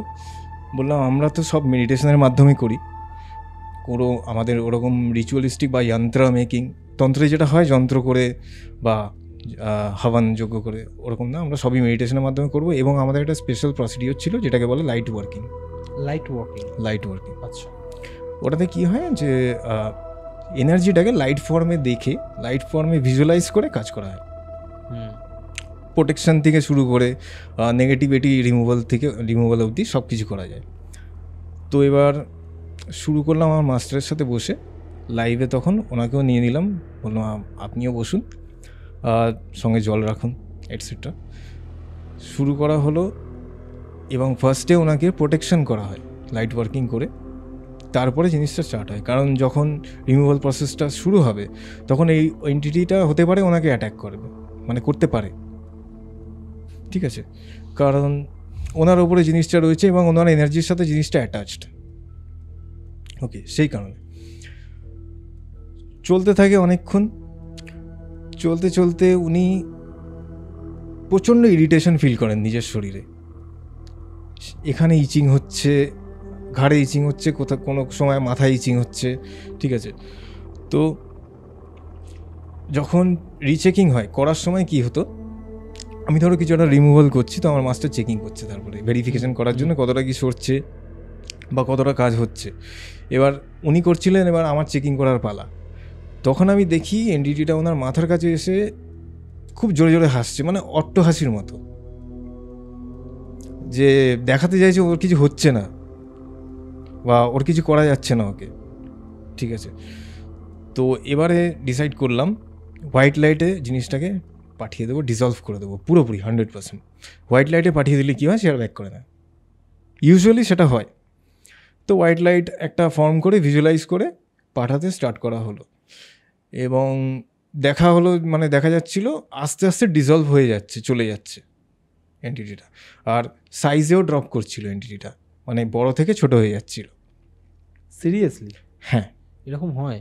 একদম। যখন ডিসলিউশন স্টার্ট হয় না, নিউট্রালাইজেশন বা ডিসলিউশন, তখন এন্টিটিটার সাইজটা ছোট হতে থাকে। ছোট হওয়ার মানে হচ্ছে সে চলে যাচ্ছে অন্য জায়গায়, সেটা টেলিপোর্টেশনের মাধ্যমে হোক কি এনার্জি ট্রান্সফারের মাধ্যমে হোক, সরে যাচ্ছে জিনিসটা, পুরোপুরি শিফটিং হচ্ছে। তো সাইজ ছোট হচ্ছিল মানে আমি ভাবছিলাম যে ও চলে যাচ্ছে, সরে যাচ্ছে, হোয়াইট লাইটের মধ্যে ডিসলভ হয়ে যাচ্ছে। আর সেই সময় মাস্টারও চেক করছিলেন, তিনি বললেন যে ওকে আস্তে আস্তে গায়েব হয়ে যেতে দেখছি। তখন আমরা বুঝলাম যে মানে কাজ হচ্ছে। তো আস্তে আস্তে পুরোপুরি ভ্যানিশ হয়ে গেল ওনার ওপর দিয়ে। তো তারপরে পুরো ওনার বাড়ি, ওনার ঘর রিচেকিং করা হয়। তো দেখলাম যে কোথাও দেখা যাচ্ছে না এন্টিটিটাকে। মনে হলো যে ও গেছে, মানে সলভ হয়ে গেছে ব্যাপারটা। তো ওনাকেও বলা হলো যে আপনার এখন কেমন ফিল হচ্ছে। উনি বললেন আমার অনেক রিল্যাক্স লাগছে আগের থেকে, ঠিক আছে, ভালো লাগছে, পজিটিভ ফিল হচ্ছে, যে ইরিটেশনগুলো হচ্ছিলো সেগুলো আর হচ্ছে না। তো ঠিক আছে, আমরা বললাম যে তবুও আমরা একদিন আপনাকে অবজারভেশনে রাখবো, তো আপনি আজকের রাতটা দেখুন। তো ওই রাতটা দেখতে বলা হলো জাস্ট। আর কিছু প্রবলেম হলে আমরা আমাদের স্কাইপ অন রাখবো, কিছু হলে আপনি পুরো রাতটাই আমাদের পাবেন, আমাকে না হোক ওনাকে, আমার টিচার। ওই দিন আমাদের এখানে তো দিনের বেলা, তো আমরা মানে আমি জেগে থাকলেও কোনো প্রবলেম নেই, সারা রাত আমাকে জাগতে হচ্ছে না। তো এবারে উনি মানে খুব ভালোভাবে ঘুমোতে পেরেছিলেন ওই রাতে, কিছু হয়নি সেরকম কিছু। তো পরের দিন আমরা খবর নিলাম যে এরকম ব্যাপার। তো বুঝলাম যে হয়ে গেছে জিনিসটা সর্টেড। পরের দিন উনি আবার আমাদের কন্ট্যাক্ট করেন। সেটা ঘটেছিল আরেকটু ভয়ঙ্কর ঘটনা। মানে আমি ভাবছিলাম যে কেসটা হয়তো সলভ হয়ে গেছে। আমরাও সেটাই ভেবেছিলাম। ওকে। উনি বলছেন উনি যখন খেতে বসছেন, এটা আগে হয়নি, এর আগে হয়নি, খেতে বসার সময় খাবারের দিকে উনি তাকাচ্ছেন, দেখছেন পোকামাকড় ঘুরে বেড়াচ্ছে খাওয়ায়, নানান রকমের নোংরা পোকা আর শোলা কেঁচো টাইপের ঘুরে বেড়াচ্ছে, প্লাস খাবারের মধ্যে দিকে নোংরা গন্ধ পাচ্ছেন উনি। এবার অবভিয়াসলি একটা মানুষ ওই অবস্থায় খেতে পারবে না। ওকে। তো এবারে অনেক কিছু জিজ্ঞেস করলাম যে আপনি খাবার কোথায় রান্না করেন, কীরকম জায়গায় রান্না করেন, নোংরা জায়গায় রান্না করেন কি না, পোকামাকড় উঠে চলে আসতে পারে, অনেক কিছু হতে পারে। উনি বললেন একদম সেরকম কোনো ব্যাপারই নেই, কারণ উনি রান্নাঘর থেকে যখন খাবার টেবিলে আনছিলেন তখন পুরো পরিষ্কার ছিল এবং সেই ধরনের কোনো গন্ধও ছিল না। টেবিলে রেখে উনি বসে খেতে যাবেন তখন সেইগুলো এক্সপিরিয়েন্স করছিল, ইন দ্যাট মোমেন্ট, ওই মোমেন্টেই। তো ওনার ক্লেনজিং করা হলো, তারপরে আরেকটা সেশন নিয়ে অরাটাকে পরিষ্কার করা হলো।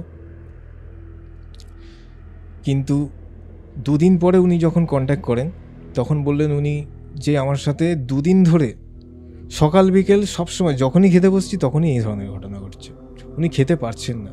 এবার 2 দিন না খেলে একটা মানুষ কীরকম দেখতে লাগবে, তাই না? তো পুরো চোখ মুখ ওনার ড্রাই টাইপের হয়ে গেছিলো, একটু চুপসে গেছিলো এই টাইপের। তো ওনার অফিসের কলিগ যখন উনি ওই ব্যাপারটা দেখেছিলেন, ঠিক আছে, যে লাঞ্চ টাইমে বসে উনি এরকম বিহেভিয়ার করছেন, এরকম অঙ্গভঙ্গি করছেন বা এরকম নাক ছিটকাচ্ছেন, ওনার তো ওরকম গন্ধ আসছে তখন। তো কলিগরা ভেবেছিলেন ওনার পুরো মানসিক রোগ আছে, তো ওনাকে বলেছিলেন তুমি মানসিক ডাক্তার দেখাও, মানে এরকম বলেছিলেন। মানে ও যখন অফিসেও খাবার খেতে যাচ্ছে তখনও সেম ফিল করছে? হ্যাঁ। মানে এখন আর ব্যাপারটা শুধু বাড়ির মধ্যে আটকে নেই? না, উনি যখনই খেতে বসছিলেন তখনই এটা এক্সপিরিয়েন্স করছিলেন। তো এবারে উনি বিশপদের আশা প্রায় ত্যাগ করেছিলেন, কারণ বিশপরা প্রায় বলেছিল ওটার ওই রিচুয়ালটা, মানে ওটা করার পরে বলেছিলেন যে তোমার আর কিছু করতে লাগবে না, তুমি এবারে সুস্থ হয়ে যাবে আস্তে আস্তে। উনি ওটা ধরেই চলছিলেন। তারপরে আমাদের সাথে হালকা মতো ডিটাচ হয়ে গেছিলেন, খুব স্লাইটলি কন্ট্যাক্ট রাখছিলেন না খুব একটা। আফটার 5 days, 5 দিন পরে উনি আবার আমাদের কন্ট্যাক্ট করেন, যে এটা এত বেড়ে গেছে যে আমার তো তাহলে না খেয়ে আমি মরে যাব, কারণ উনি তো খেতেই পারছিলেন না। তো তারপরে আমরা রিচেক করে দেখতে পাই যে ওনার একটা সাটেল বডি, মানে সূক্ষ্ম শরীরটাকে ওই এন্টিটিটা, এবার বলবে যে এন্টিটিটা কোথা দিয়ে এলো।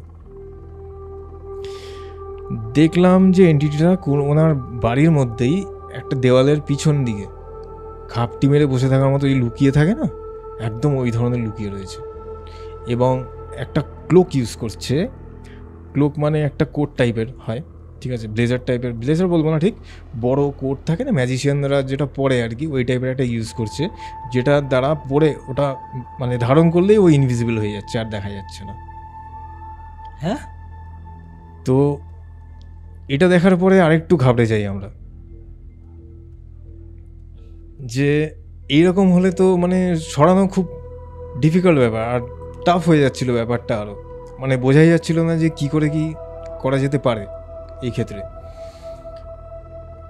তো তারপরে আমরা আরও স্ট্রং কিছু করব বলে ঠিক করি, ঠিক আছে। আর যে উনি যে খাবারের মধ্যে নোংরা জিনিসগুলো এক্সপিরিয়েন্স করছিলেন এবং গন্ধ পাচ্ছিলেন, সেটার কারণ হলো ওনার সূক্ষ্ম শরীর, ঠিক আছে। এইসব এন্টিটি কী করে, যে সকল মানুষকে টর্চার করবে ঠিক করে নেয়, তার একটা সূক্ষ্ম শরীর সে আয়ত্ত নিয়ে সে কোথাও আটকে রেখে দেয়। এবার যে এরিয়ার মধ্যে সেটাকে আটকে রাখবে, ধরো একটা কুয়োর মধ্যে আটকে রাখলে, এক্সাম্পল দিচ্ছি, তো সেই কুয়োর এনভায়রনমেন্ট সে অনবরত সারাদিন 24 ঘন্টা এক্সপিরিয়েন্স করতে থাকবে। আর এই এন্টিটিটা কী করেছিল, ওনার সূক্ষ্ম শরীরটাকে এমন নোংরা জায়গা, সেটা বলছি না আর, আটকে রেখেছিল, যেখানে এই ধরনের পোকা মাকড়, নোংরা গন্ধ, পুরো লিপ্ত জায়গা।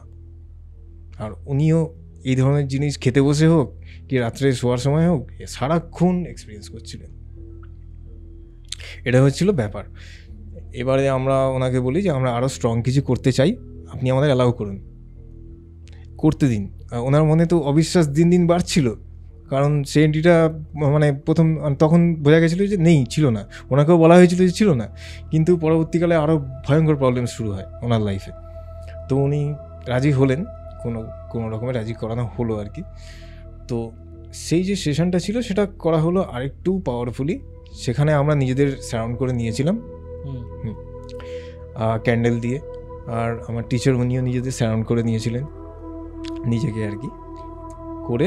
এবার লাইট ওয়ার্কিং নয়, এবারে নিজেদের হাইয়েস্ট সেলফ তার সাথে কানেকশন করে, যেটাকে হিন্দু ল্যাঙ্গুয়েজে যদি বলো পরম ব্রহ্ম পরমেশ্বর, তার সাথে ডাইরেক্ট চ্যানেলিং করে সেই পাওয়ারটা ইউজ করে রিমুভাল মানে শুরু করা হয়েছিল। এবারে আমার টিচার বললেন এটা তুমিই করো, কারণ আমার উপর প্রচুর ধকল চলে যাচ্ছে, অতটা আমি নিতে পারবো না, আমি চেকিং এই কাজটা করছি, তুমি করো, ঠিক আছে। তো উনি খুব ভালো মতো আমায় গাইড করা স্টার্ট করলেন। করার সময় আমি ফিল করতে পারি এক জায়গাতে মানে ওয়ালে ধরছিল ওটা, যেরকম বললাম, ওখান দিয়ে সরাচ্ছি তো ওখান দিয়ে ভ্যানিশ হয়ে যাচ্ছে, আমি আর পাচ্ছি না ওটাকে, স্ক্যানিংয়ের মাধ্যমে পাচ্ছি না, এখন কোথায়? তো আমার টিচার বললো এখন ওইখানে গেছে, তো ওইখান দিয়ে আবার সরাচ্ছি তো আরেক জায়গায় চলে যাচ্ছে, জাম্প করে করে মানে জায়গা পরিবর্তন করছিল, ধরাই মানে খুব মুশকিল হয়ে গেছিলো সেই টাইমে। তো চলতে থাকে অনেকক্ষণ এই কাজটা, প্রায় 1 ঘন্টা মতো চলে জিনিসটা, ঠিক আছে।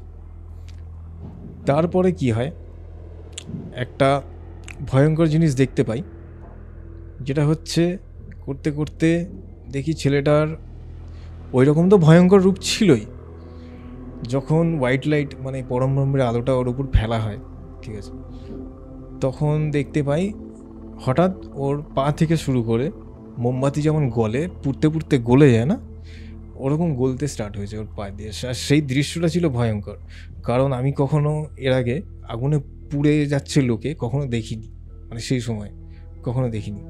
তো এটা ছিল ফার্স্ট টাইম আমার কাছে এক্সপিরিয়েন্স, যে এরকম কিছু এন্টিটিকে দেখছি চোখের সামনে গলে যাচ্ছে এরকম। তো যত আমি প্রসেস বাড়াতে থাকি শরীর গলতে থাকে তত বেশি করে, গলতে গলতে গলতে, আর সে অনবরত হেসেই যাচ্ছে। ওকে, এই না যে তার কষ্ট হচ্ছে সে চিৎকার করছে বা আমি যাব না বলছে, এরকম কিছু না, সে হেসেই যাচ্ছে। তার কোনো মানে কি বলবো, কোনো ফিলিংসই নেই যে তার উপর এটা করা হচ্ছে বা তাকে সরানো হচ্ছে। তার সবসময় মনে হচ্ছে, মানে সে বোঝাতে চাইছে যে আমাকে কিছু করতে পারবে, তোরা যতই চেষ্টা করিস আমি থাকবই, ঠিক আছে।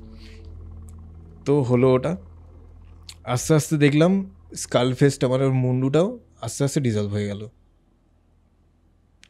তো তারপরে জিজ্ঞেস করলাম ওনাকে, ওই ভদ্রমহিলাকে, যে আপনার এবার কেরম ফিল হচ্ছে? বললো এখন মনে হচ্ছে গন্ধটা আস্তে আস্তে মানে যাচ্ছে, মানে কমছে এরকম মনে হচ্ছে।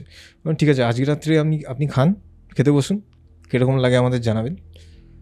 তো ওই রাত্রে অল্প অল্প গন্ধ ছিল, এবার যত দিন এগোতে থাকে তত গন্ধটা কমতে থাকে। 7 দিন পরে বললো গন্ধটা আর পাচ্ছি না, নেই। তো আমরা বুঝলাম যে ভালো সিমটম দেখাচ্ছে। তো আমরা রিচেকিং করি, বললাম আরেকবার আপনাকে চেক করব, ভেরিফাই করার জন্য যে এখনও রয়েছে নাকি চলে গেছে। তো চেকিং করে আমরা পাইনি। আচ্ছা, ওকে। এবং ওনার তরফ থেকেও কোনো এরকম কন্ট্যাক্ট আসেনি বা আর কোনো খবর আসেনি যে এই ধরনের কিছু আরও ওনার সাথে হয়েছে কিনা। তো তখনও আমরা জিনিসটাকে এইভাবে নিইনি যে প্রবলেমটা সলভ হয়ে গেছে, কারণ যেহেতু একবার আমরা ওই ধরনের ফেস করেছি সেহেতু চট করে আমরা বিশ্বাস করিনি জিনিসটাকে। তো আমরা বলি আরও কিছুদিন দেখুন, আপনি 1 মান্থ লেটার, 1 মাস পরে আমাদের সাথে আবার কন্ট্যাক্ট করবেন। তো 1 মাস হয়, উনি কন্ট্যাক্ট করেন, আমরা জিজ্ঞেস করি আপনি এখন কেমন আছেন। উনি বলেন যে ঘরের টেম্পারেচারটা, এটা উনি পরেই নোটিস করেছিলেন জিনিসটা সলিউশন হওয়ার পরে, আগে কিন্তু বুঝতে পারেনি অতটা। আচ্ছা, যেহেতু কালিকাট এরিয়াটা ঠান্ডা দেশি বলতে গেলে, কিন্তু যখন প্রবলেমটা ছিল ওনার বাড়িতে, উনি বাইরের টেম্পারেচারের তুলনায় ওনার রুম টেম্পারেচারটা অলওয়েজ ডাউন থাকতো, সেটা পরে গিয়ে বুঝতে পেরেছিলেন। কারণ যখন প্রবলেমটা সলভ হয়ে যায় তখন বাইরের টেম্পারেচার মানে ওটার সাথে রুম টেম্পারেচার এক হয়ে যায়। যে এন্টিটিটা ছিল সেটা থাকার কারণে ওনার রুম টেম্পারেচার অলওয়েজ লো থাকতো। মানে ওখানকার টেম্পারেচার তো এমনি লো, তার থেকেও লো থাকতো। সেটা সলিউশন হয়ে যাওয়ার পরে রিয়েলাইজ করেন, আগে বুঝতে পারেননি সেটা। তো রিচেকিং করি আমরা, করে দেখি, আর তখনও দেখতে পাচ্ছিলাম না। তো আমরা ভাবলাম যে হয়ে গেছে, মানে প্রবলেম সলভ হয়ে গেছে। আর সোলটাকে চেক করেছিলাম তারপরে আমরা, যে সোলটা কোথায় রয়েছে ছেলেটা।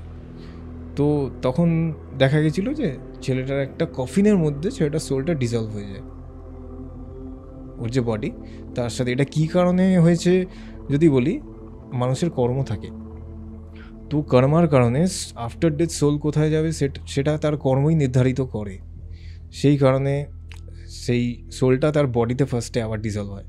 এবার তার পরবর্তী জার্নি হচ্ছে নেক্সট ইউনি, যেটাকে বলে পরের লাইফ, আফটার লাইফ চলে যাওয়া, এটা হয়েছিল। তো সেটা ছিল আমার প্রথম এতটাই ভয়ঙ্কর এক্সপিরিয়েন্স। একদমই তাই। ইনফ্যাক্ট এই ঘটনাটার যে ভিকটিম, মানে যার সাথে ঘটনাটা ঘটেছে, তার সাথে একটার পর একটা এমন এমন ঘটনা ঘটেছে সেখানে মানুষ লিটারালি ট্রমায় চলে যায়। কারণ আমি যদি একদম প্রথম থেকে গো থ্রু করি এই ঘটনাটার, তাহলে যে স্পিরিট বা যেই এন্টিটি বা যার এক্সিস্টেন্স ছিল সেই বাড়িতে, সে প্রথম থেকেই নিজের এক্সিস্টেন্সকে ফিল করানোর চেষ্টা করে গেছে। তারপর যখন একটার পর একটা স্টেপ এই ঘটনার ভিকটিম নিয়েছেন, তারও কিন্তু অ্যাক্টিভিটি কোথাও না কোথাও গিয়ে আরও অ্যাগ্রেসিভ ওয়েতে বেড়ে গেছে।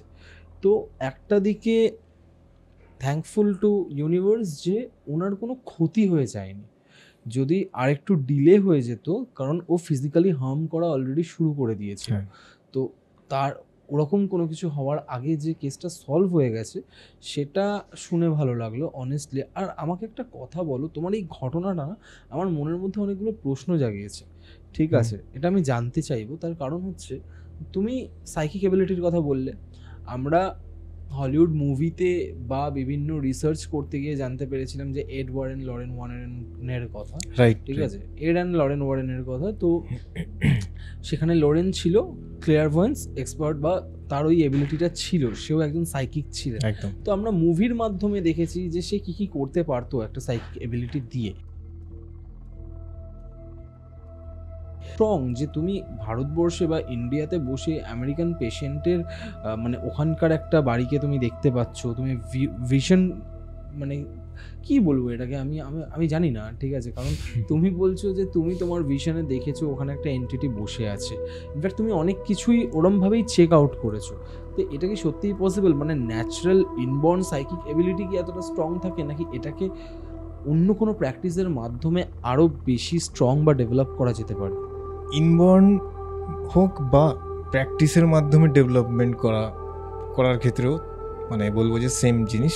কারণটা কি হচ্ছে, ব্যাপারটা হচ্ছে আমাদের ভেতরে ইউনিভার্স রয়েছে, ওকে, যেমন বাইরে ইউনিভার্স রয়েছে তেমন আমাদের ভেতরেও ইউনিভার্স রয়েছে, এবং বাইরে যতগুলো প্ল্যানেটস আছে আমাদের ভেতরেও আছে। সেই কারণে অ্যাস্ট্রোলজি সায়েন্স এটাকে ইউজ করে মানুষের কি কর্ম আছে সেটা দেখার জন্য, এবং সেই হিসেবে সেটা রেমেডি দেয় তারা, ঠিক আছে? এবার যদি ভেতরে আমাদের না প্ল্যানেটস থাকতো তাহলে অ্যাস্ট্রোলজি সায়েন্সটাই আসতো না, ঠিক আছে?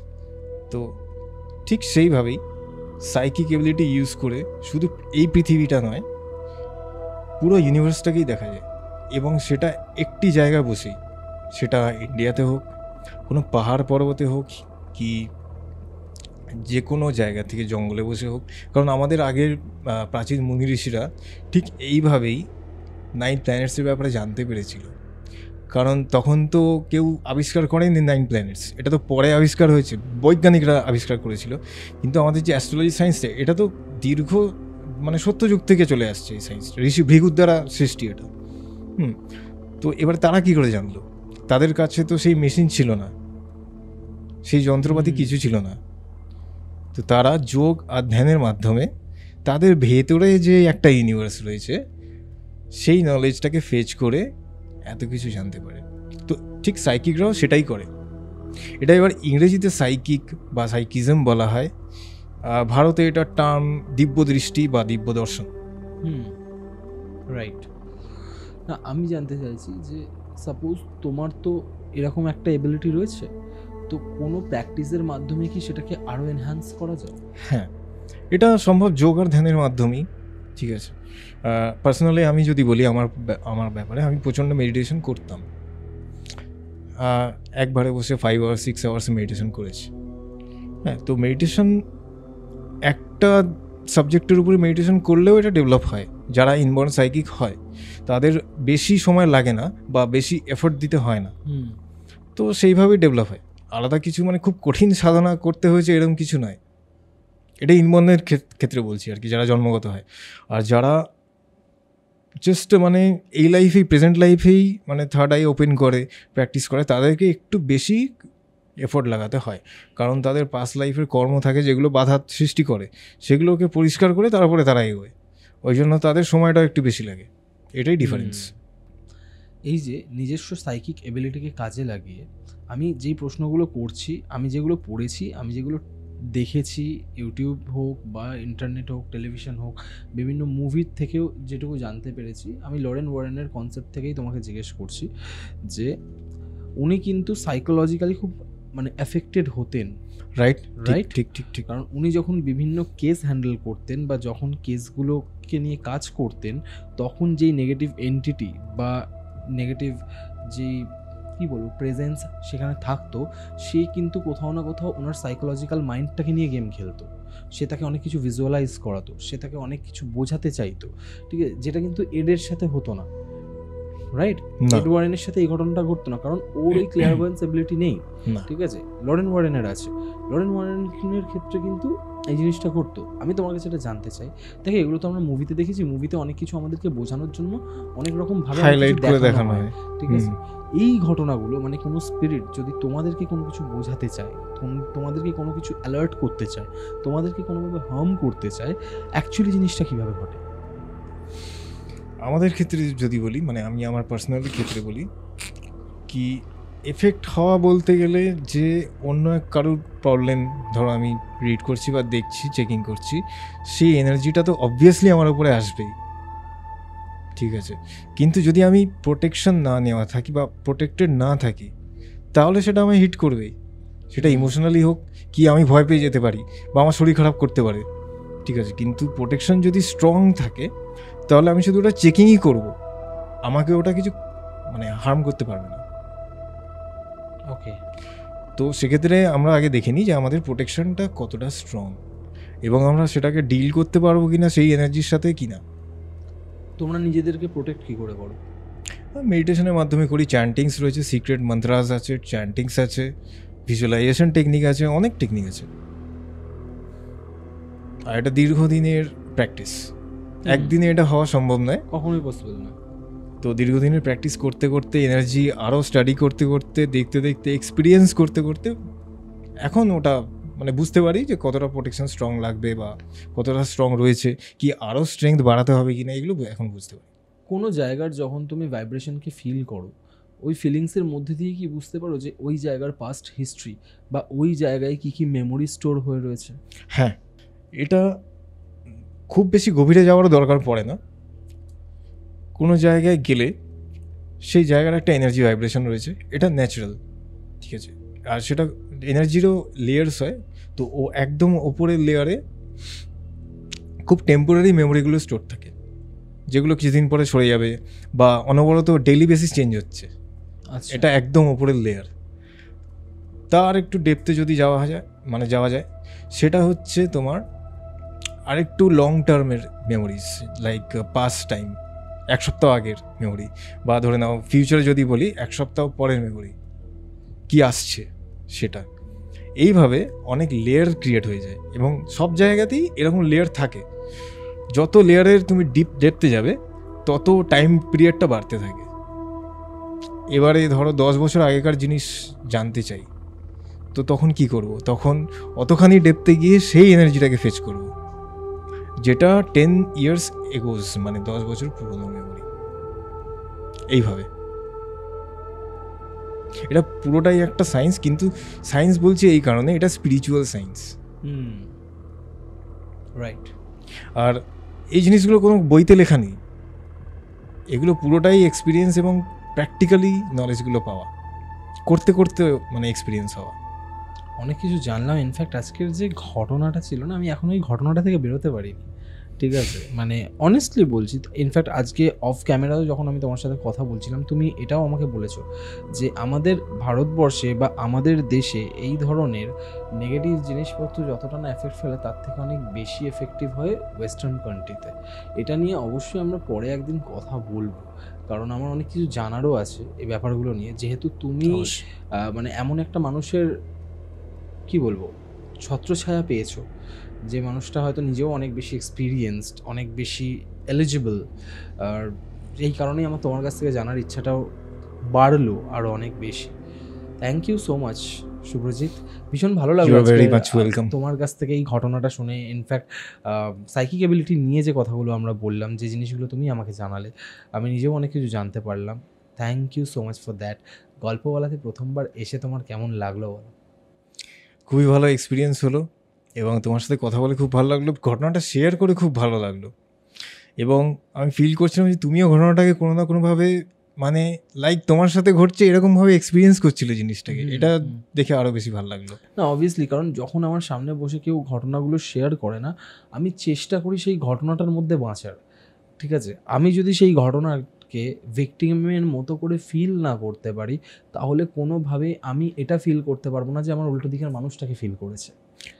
আমি এটা খুব মানে বিশ্বাস করি যে তুমি তখনই একটা মানুষের পরিস্থিতিকে বুঝতে পারবে যখন তুমি নিজে সেই পরিস্থিতির মধ্যে বাঁচবে।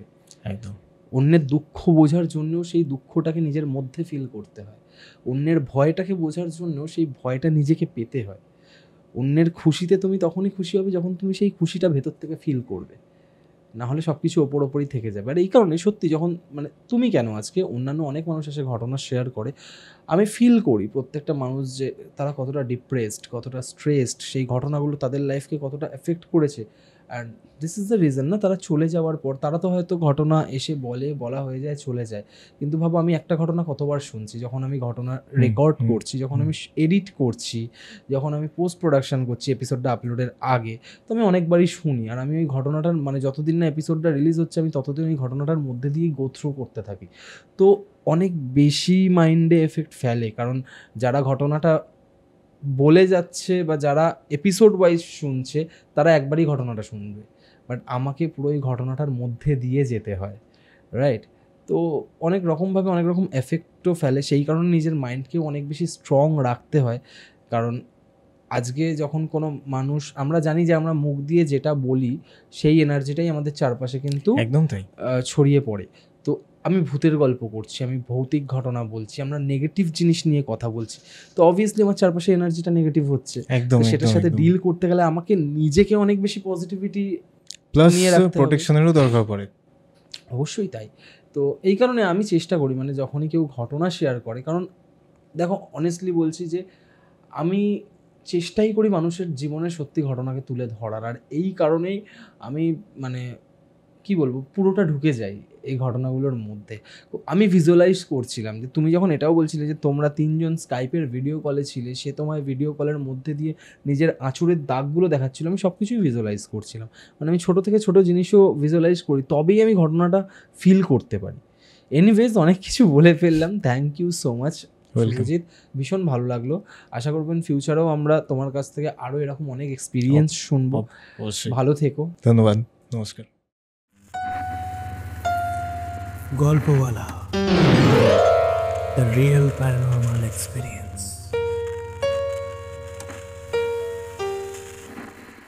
তো কেমন লাগলো আজকের এপিসোড কমেন্ট করে জানাতে ভুলবেন না। যদি ভালো লেগে থাকে তাহলে লাইক বাটনটা প্রেস করার সাথে সাথে শেয়ার বাটনও প্রেস করুন। আর যদি গল্পওয়ালা ইউটিউব চ্যানেল আজকে ফার্স্ট টাইম ভিজিট করে থাকেন তাহলে চ্যানেলটা সাবস্ক্রাইব করার পাশাপাশি স্পটিফাই পডকাস্টটিকেও ফলো করতে ভুলবেন না। ভুলে গেলে চলবে না, গল্পওয়ালা আমার আপনার প্রত্যেকের নিজেদের যৌথ পরিবার। আজকের এপিসোড আমি এখানেই শেষ করছি। শনিবার আসছি আরও একটা মারাত্মক হরর এক্সপিরিয়েন্স নিয়ে।